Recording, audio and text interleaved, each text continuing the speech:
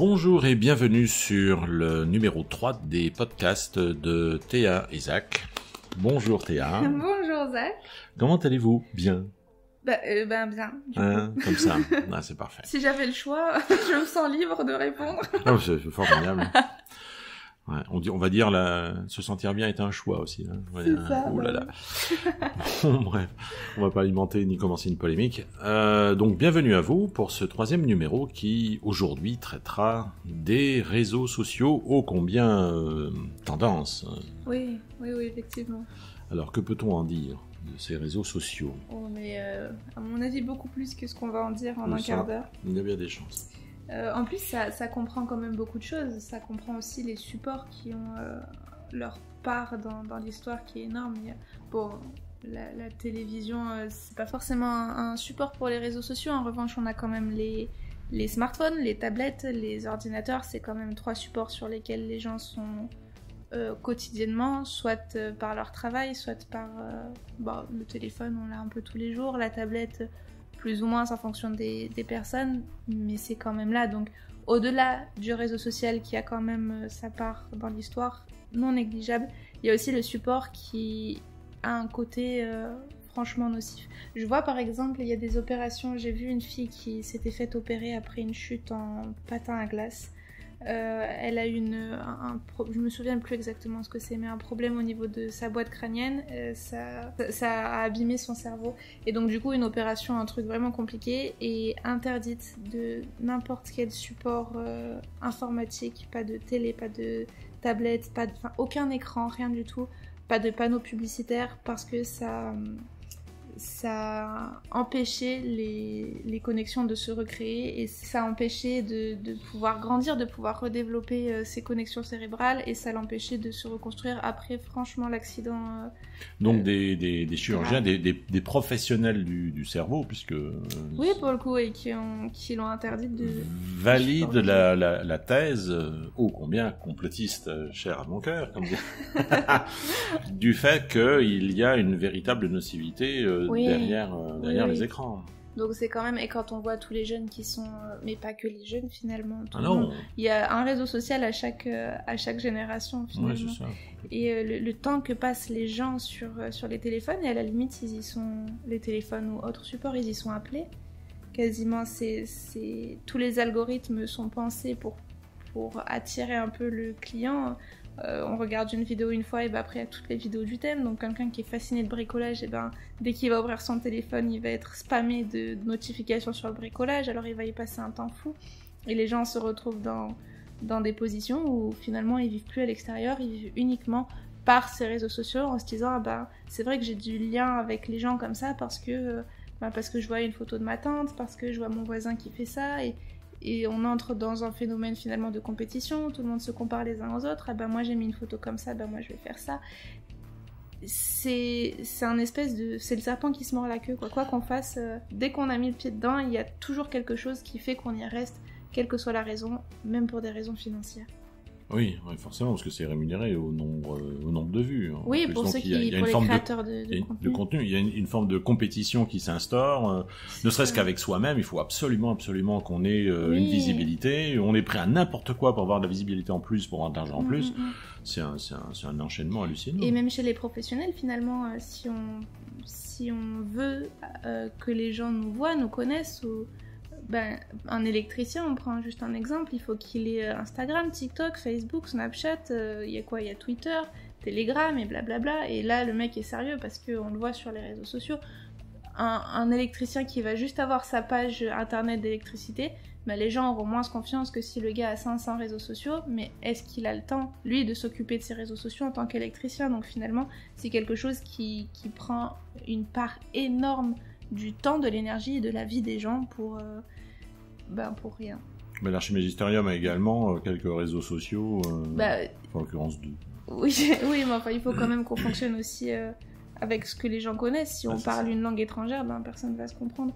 Donc pour l'instant, on surfe un peu sur ce que les gens connaissent, mais après, c'est pas des réseaux sociaux qui sont vraiment actifs à la limite. Effectivement, on n'est pas un volume de publication de fou. Non. D'accord. Donc finalement, Mais tout le monde se rend compte que ça pose un problème. Hein. Il y a eu, ça a fait débat depuis longtemps. Hein. Oui, Soit l'image, enfants, il me semble me souvenir d'un reportage où des médecins disaient qu'il y avait de nouvelles pathologies qui étaient nées à partir de l'émergence vraiment du smartphone, au niveau de la nuque, parce que du matin au soir, les gens sont la nuque baissée vers le téléphone.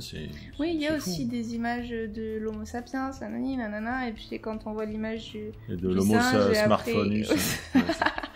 Du singe, après l'homme qui se tient droit et puis ensuite tout courbé avec le smartphone. C'était déjà avec le PC, ça, je me souviens. C'est vrai. Ouais, je me souviens d'une image. Donc finalement, quelle solution on pourrait préconiser par rapport à ça? Parce que en fait, il y a un double problème dans ce phénomène. Il y a le contenu, parce qu'on pourrait imaginer que finalement cette technologie-là n'existe exclusivement que pour y diffuser de la publicité, et que tout le reste justifie le fait qu'on regarde l'écran pour se faire gaver de publicité. Parce que je me suis déjà aperçu que les jeux en ligne qui sont distribués sur les plateformes, etc., spécialisés pour le smartphone ou la tablette, on a, admettons, 20 secondes de jeu et on a 1 minute de publicité. C'est de la folie, ça rime à rien. Quoi. Non, c'est certain. Et en plus, ce sont des jeux qui sont proposés partout. Si on a regardé une fois un truc pour un jeu, et ben on se retrouve avec plein de publicités pour les jeux. Les algorithmes. C'est du matraquage constant, quoi. Donc on finit par l'installer pour dire peut-être on va regarder. Et puis c'est pas du tout ce qu'il y avait sur la publicité en plus. Effectivement. Comme les vêtements, les filles qui passent un temps fou à regarder des jolies robes et des petits trucs vraiment sympas, et puis on se retrouve sur le magasin, on commande, on arrive à recevoir quelque chose chez soi qui n'a absolument rien à voir avec la photo, ou avec des tissus qui sont de mauvaise qualité, parce qu'évidemment il y a toujours les angles pour que ce soit attrayant et que les gens aient envie de regarder, parce que ça c'est la science du marketing. C'est ça, du coup c'est constant, quoi. Alors que peut-on faire? Vers quoi on se dirige pour enrayer ce problème? Déjà, on va enlever complètement le principe de business des réseaux sociaux. Il y aura plus de rémunération, par exemple, sur YouTube, sur Instagram. Faire grincer les dents. Bien sûr. Après, il y a des gens qui ont fait leur business, mais forcément, ça fonctionne. C'est sûr que quelqu'un va forcément préférer poster 3 photos par jour sur Instagram et avoir 10 000 € par mois à vivre à Dubaï, que d'aller bosser tous les jours pendant 12 heures d'affilée à l'usine sans manger, sans dormir. Mais on comprend, mais c'est sûr. Mais c'est quand même, ça perd son sens. Il faudrait équilibrer les deux, que les gens aient suffisamment pour vivre, mais qu'ils soient pas de démesure non plus, quoi. Donc on enlève les rémunérations, de fait. On enlève aussi les algorithmes en rapport avec... on a regardé une image et on se retrouve avec tout le feed les pour toi, où c'est tout ce qu'on a, toutes les choses qu'on aime qui sont exactement mises sous notre nez, donc forcément c'est attrayant. Le principe des réseaux internet à la base, c'était vraiment pour avoir par exemple des pages de recherche, pour avoir accès à telle ou autre information, donc c'est intéressant. Même YouTube à la base c'était pour de la musique, ou pour des sketchs d'humoristes par exemple, pourquoi pas. Donc le fait de garder ce côté moteur de recherche pour telle ou autre information, d'accord, mais il faut que ce soit les gens qui aient besoin d'une information à laquelle ils n'ont pas accès autour d'eux à la limite, qui aillent la chercher, auquel cas ils tomberont sur ce dont ils ont vraiment besoin, et le reste, non. Les nanas qui postent des photos en maillot de bain, franchement, on n'en a rien à carrer, à moins qu'on veuille acheter un maillot de bain. C'est joli une fille en maillot de bain. Il y a des filles en maillot de bain aussi à la plage, dans ce cas-là, si on a vraiment une folle envie de voir une fille en maillot de bain. Encore que ce sera un peu irrespectueux, mais enfin... Oui, effectivement. C'est tout autant irrespectueux de zoomer sur des photos de filles en maillot de bain sur Internet, quoi. Mais personne ne le voit, là, donc pas vu, pas pris, voilà. Mais c'est vrai qu'on est face à un phénomène où la publicité est quasiment... vos goûts vous sont imposés, oui. On décide pour vous de ce qui vous arrive sous le nez, et puis voilà. Au lieu de susciter l'intérêt des gens pour qu'eux-mêmes aient la démarche d'aller chercher des choses et les trouvent. C'est ça. Ce qui fait que ça évitera de créer des passions inutiles. Genre le mec qui est fasciné d'Instagram, personne n'est fasciné d'Instagram. Les gens, ils sont shootés avec tout mon respect.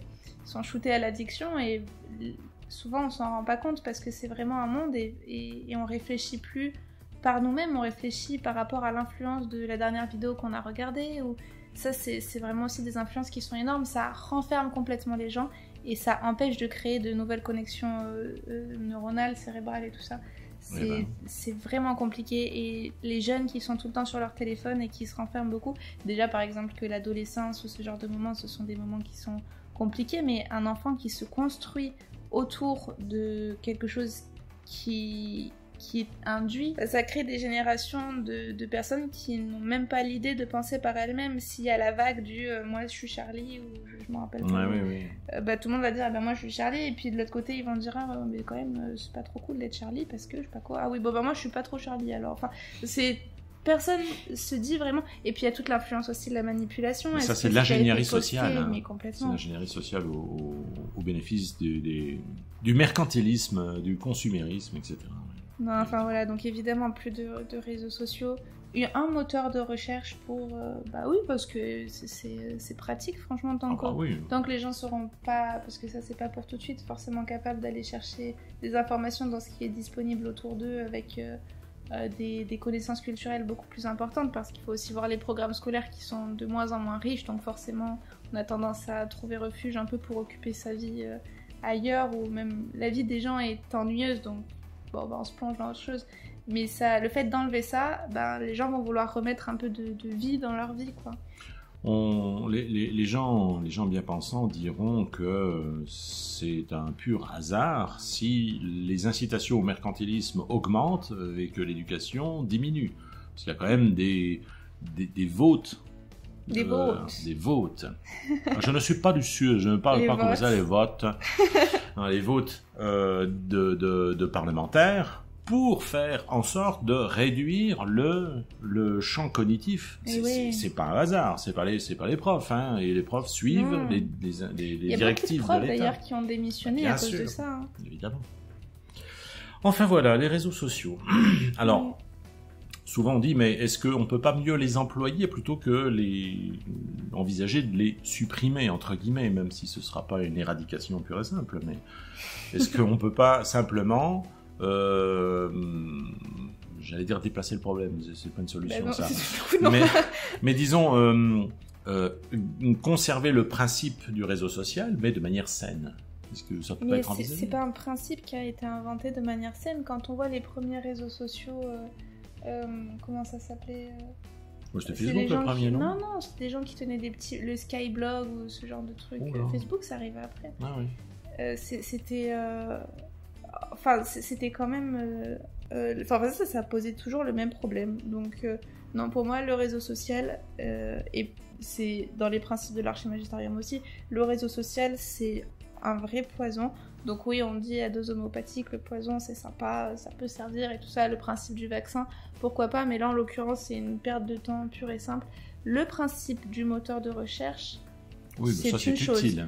Le principe du média social pour avoir des nouvelles de sa grande-tante qui habite à 300 mètres, franchement, non. Et si on veut avoir des nouvelles de quelqu'un qui habite à l'autre bout de la planète parce que, on lui passe un coup de fil. Voilà, soit on lui passe un coup de fil, à la base, ça servait à ça, les téléphones, quand effectivement, même. Oui. Soit, petit à petit, à force, grâce au fait d'enlever les téléphones portables et tout ça, et d'avoir toujours une canne pour aider l'être humain, les gens vont retrouver aussi le pouvoir des humains. L'être humain, c'est quand même un être qui est psychique, donc pourquoi est-ce qu'on perdrait notre temps à utiliser des téléphones alors que tout est à notre disposition. Même Ileana le disait, tout ce qu'on fait avec un téléphone, on peut le faire naturellement sans. Ouais, effectivement. Et forcément, là, si on a une béquille avec les téléphones, les gens se disent plus mais comment je vais faire pour voir ma grande-tante qui habite je sais pas où ? Non, vie.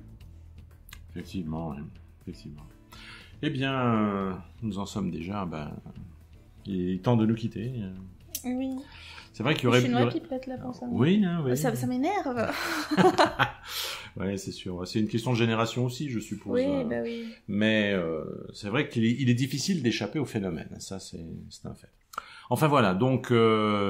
Prenez soin de vous et du coup, au prochain podcast. Et réduisez le temps d'écran. Voilà. Ça va bien se passer, vous verrez. Il y a des choses dehors, c'est Avec tout mon respect. On appelle Pour vos le téléphones monde portables. la réalité, tout ça. Voilà, c'est ça. Contre la réalité. Non, c'est vraiment... On met un temps à s'en sortir, mais je vous assure que quand on s'en sort, c'est super. Est-ce qu'il y a des... je rajoute juste... Est-ce qu'il y a des programmes visant à éroder l'addiction comme, je sais pas, un alcoolique, par exemple? Oui, mais il existe déjà rien que sur programme les de téléphones. sevrage. Oui, il y a beaucoup de gens qui font des sevrages aux réseaux sociaux. Mais il existe sur les téléphones portables déjà des temps, par exemple 10 minutes maximum sur telle application ou sur telle autre.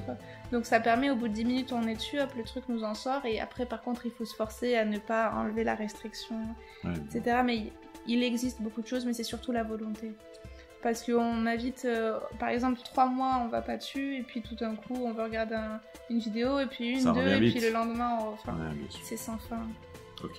Allez, un grand merci pour votre écoute. Nous espérons que nous sommes montrés intéressants quand même. Mais n'hésitez pas à communiquer sur vos avis, que nous puissions corriger le tir éventuellement, faire de mieux en mieux.